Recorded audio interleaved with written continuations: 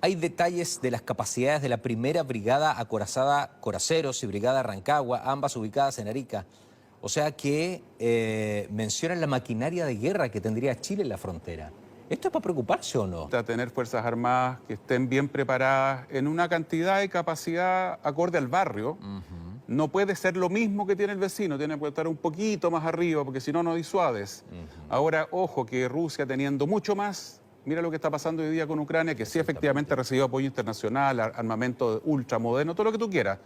Pero en el papel la guerra de Rusia-Ucrania debió haberse definido en una semana y mira lo que estamos viviendo. Entonces nadie puede estar tranquilo y lo que importa hoy día es no descuidar esto. Le hago un llamado a los parlamentarios de Frentón, sobre todo el Frente Amplio, que en el último tiempo han planteado que ante la crisis económica no respetar la ley de financiamiento permanente de las Fuerzas Armadas, a que mediten un poco más ahora que hemos conocido esto y se den cuenta de que somos buenos vecinos y como dice Fernando, bueno, si queremos paz, es una frase bastante antigua, ¿no es cierto?, pero es muy vigente, muy vigente, prepárate para un...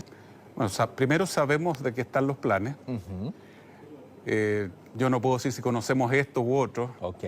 Está también la hipótesis de que quizás se filtró esto como... es una hipótesis tercera, digamos. Lo más probable es que sean planes reales.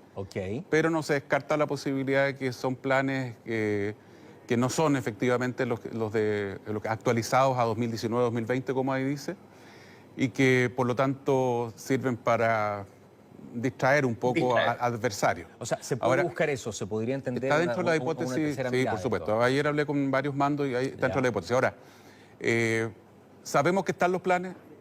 La diferencia entre Chile y Perú es que nuestros planes son fundamentalmente de defensa.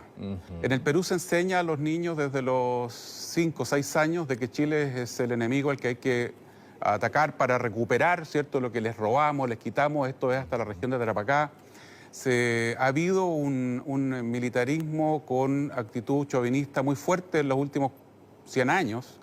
Y lo otro complejo, no sé si Fernando lo comparte conmigo, es que Perú tiene una inestabilidad muy grande en términos de gobiernos. Entonces, por supuesto, nosotros tenemos que estar actualizando constantemente nuestros planes porque ante un país vecino al que ojalá nos acerquemos cada vez más, que seamos más hermanos, ojalá día a día, pero que sabemos que tiene esta intención reivindicatoria y con tanta inestabilidad, cambiando presidente un año y medio. Nosotros en algún minuto pensamos que el presidente Humala iba a tener una actitud distinta a la que tuvo, por suerte, si hubiera sido, ¿no es cierto?, hubiera seguido el criterio que tenía antes el presidente y el que tenía su hermano Antauro o su padre, ¿no es cierto?, que es más belicista todavía. Y por lo tanto, dejar claro a la ciudadanía, Chile se prepara para una defensa, Perú efectivamente tiene planes de ataque. Y ha habido momentos de tensión bastante complejos y el más reciente, y probablemente aquí pasó desapercibido, no así en Perú, fue durante el proceso de La Haya de hace pocos años atrás. Ha habido un periodo de tensión importante. Ahora, por eso Chile, y no lateo más, tiene que estar preparado, tiene que ser capaz de disuadir un eventual ataque. Y nosotros no tenemos Fuerza Armada de primera orden mundial, pero son bastante razonables los medios como para poder disuadir. En términos logísticos, en términos de material de guerra y, por supuesto, de preparación de nuestros militares en sí mismos. El chiste hoy día es ser capaz de disuadir, evitar que te ataquen. Y para eso hay que estar un poquito más arriba, ojalá, que quien pudiera querer atacarte. Nosotros no estamos invirtiendo cifras de locos, como algunos pretenden, en defensa, son bastante razonables. Y hay que estar atentos porque el vecino, bueno, quiere, muchos en el país del norte, nuestro vecino del norte, tienen esta actitud de reivindicatoria o de intentar recuperar, ¿no es cierto?, territorios del norte, reivindicatoria por la fuerza, que no es lo mismo que en organismos internacionales, en tribunales internacionales, donde probablemente no tendrían ningún logro, porque los tratados están ahí, de 1881, 84, y de ahí en adelante están absolutamente claros los límites. Fernando, estoy mirando el diario El Comercio de Perú, ¿sí?, por si habían actualizado alguna información. Y la portada del diario en Perú es que el Ministerio de Defensa va a realizar análisis forense tras vulnerarse la seguridad de plataformas informáticas de las Fuerzas Armadas. En la bajada dice, en un comunicado indicó que se están tomando todas las acciones correspondientes para fortalecer la infraestructura informática y la seguridad digital de las Fuerzas Armadas. O sea, ¿a ellos también les golpea esto? Bueno, absolutamente. Esto demostró un nivel de vulnerabilidad, es decir, hay una actitud de falta de prudencia en el tráfico de información reservada dentro de los distintos estamentos de las Fuerzas Armadas peruanas Y existe también una falta de seguridad objetiva, es decir, se combina, es la peor combinación posible. Un dispositivo, una red vulnerable combinada con actitudes irresponsables, digamos, de intercambio de información reservada. Esto seguramente va a ser un terremoto también para las Fuerzas Armadas peruanas y va a implicar un régimen de cambios bastante profundo. Naturalmente esto no se puede hacer público, las medidas que se tomen necesariamente tienen que ser secretas, pero es un golpe considerable. Y en ese sentido, efectivamente, resulta complejo ver que en el caso de los planes filtrados, muchos de los planes peruanos eran derechamente planes ofensivos, lo cual, digamos, me sumo a lo que planteaba Mario, digamos, el exministro de Defensa, en términos de que la necesidad de mantener una capacidad disuasiva viable y también insistir en el tema de que mientras una capacidad defensiva toma del orden de 10 a 20 años de construir, lamentablemente los escenarios políticos en Latinoamérica se desarrollan en un lapso de días, sino de horas. Por lo tanto, hay que tener capacidades en forma permanente que permitan mantener un mínimo de capacidad disuasiva, de hacerle muy caro al adversario atacar y por lo tanto que el tomador de decisiones se pregunte seriamente si vale la pena el riesgo de entrar en una aventura que pudiera explotarle en la cara. En una situación así se vuelve a confirmar lamentablemente la necesidad del si dispacem para bellum, digamos, si quieres paz, prepárate para la guerra. Se suele olvidar que el objetivo principal de las Fuerzas Armadas es precisamente la disuasión. Digamos, de alguna manera, cuando algunos dicen, oye, ¿para qué queremos Fuerzas Armadas si no hemos tenido guerra en 130 y algo años? Bueno, ese es exactamente el éxito de las Fuerzas Armadas, que habiendo tenido crisis realmente severas durante el siglo XX, no tuvimos que llegar al conflicto, pese a que en varias ocasiones estuvimos bastante cerca, precisamente porque logramos disuadir al adversario respecto a sus opciones de éxito. Ese es el éxito de las Fuerzas Armadas. Mario, hay un artículo dentro que plantea CIPER, dentro de estos mails, donde el plan de Perú incluye también un listado de vulnerabilidades que presentarían nuestras fuerzas chilenas, ¿sí? Dicen que, entre otras cosas, problemas de Chile son enfocados en los sistemas comunicacionales radioeléctricos, además de desprotecciones en los centros de comunicación. O sea, ellos nos ven con estos dos puntos como grandes falencias. ¿Qué opinión tienes de eso, Mario? A ver, son áreas en donde nosotros hemos invertido, no puedo entrar en detalles, pero falencias siempre vamos a tener. Nosotros no tenemos recursos como para mantener un ejército como el de Estados Unidos o Israel, que quizás son los que más invierten proporcionalmente, por razones obvias. Israel está en situación de conflicto permanente. Y al revés, aquí hemos ido disminuyendo capacidad en los últimos 15 años. El pic fue durante el gobierno del presidente Lagos, o al final del gobierno del presidente Lagos, porque ahí están las adquisiciones, y hemos tenido que ir ajustándonos a los presupuestos que ahora son plurianuales, ya no está la ley del cobre. Entonces, claro, ellos pueden pensar hay vulnerabilidad aquí o allá, eso puede estar corregido o no, es algo que no le vamos a contar.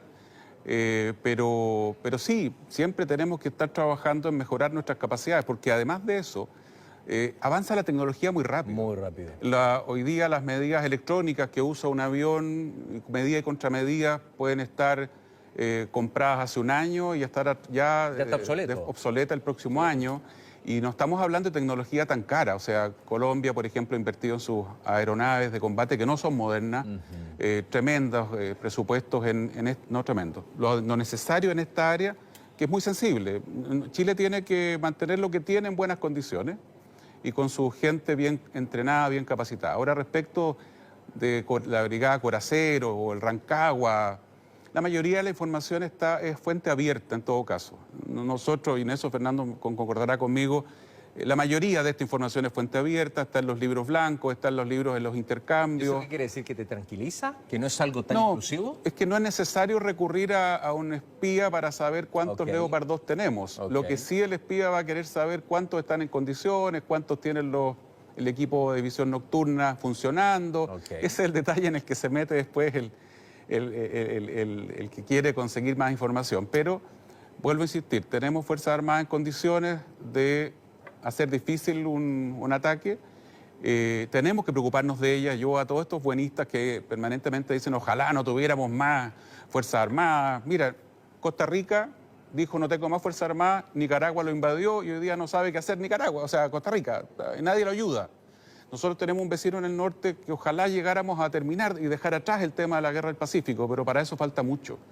Entonces tenemos que invertir, tenemos que mantener las capacidades y algunos creen que Chile tiene demasiado por sobre los vecinos, no es así, y sobre todo respecto de Perú. Ajá. Eso también es un mito que hay que dejar de lado. Y en este caso, Fernando, para puntualizar un poco más y profundizar lo que dice Mario, que me parece que es relevante a la hora de levantar la alfombra, ya tenemos 283.000 que te desnudan en varios puntos. ¿Qué sería lo más relevante para otro país respecto a la información que maneja el ejército de su, entre comillas, oponente, de su rival? ¿Qué sería lo más favorable para ellos y más dificultoso para uno de saber? Eso siempre se denomina como la tríada, es decir, saber,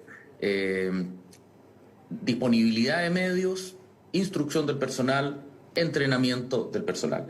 Es decir, cuánto material está operativo, cuánto tiempo entrenan la gente, cuántas horas de vuelo tienen los pilotos de combate, cuántos tiros al año disparan los artilleros de tanque, cuántos días en la mar pasan los buques de guerra y los niveles de disponibilidad de esos sistemas. Eso no es adquirible por vías abiertas. Ahora, el inventario de orden de batalla que se presentaba ahí, por favor, está en publicaciones abiertas. James, por ejemplo, una consultora británica de más de 150 años, tiene catálogos. De hecho, el Instituto de Estudios Estratégicos de Estocolmo publica un anuario militar anual donde están literalmente todas las unidades militares de todo el mundo, con sus equipos, etcétera, incluso con algunas apreciaciones iniciales de capacidad, niveles de entrenamiento, etcétera. El problema es el detalle, es el último 5%. Canadá, hace algunas décadas atrás, planteaba que el 90% de su trabajo de inteligencia se hacía con fuentes abiertas. Solo el 10% remanente requería inteligencia detallada, electrónica en su mayoría, básicamente para precisamente determinar las voluntades o las intenciones que pudiera tener un adversario más que los números gruesos de medios, etcétera, que incluso un adolescente aficionado a este tipo de temas puede tenerlo perfectamente claro. Ajá. Mario, tú estás involucrado dentro de estas fechas, dentro del periodo que se marca acá, lo que marca CIPER de estos mails, en el periodo cuando fuiste ministro de Defensa. Sí. ¿Es correcta esta información? ¿En qué sentido? En el sentido de que efectivamente estos mails son lo que sale públicamente, porque a veces se puede hackear y se puede construir una Eso se una está realidad determinando distinta. ahora. Hay una investigación, exacto, pero... Como decía Fernando, a diferencia de lo que pasó en Chile, que se hackeó el Estado Mayor Conjunto, que no tiene la información de detalle, de planes, etcétera, Ajá. bueno, que nunca deben estar digitalizados, efectivamente, acá son las Fuerzas Armadas.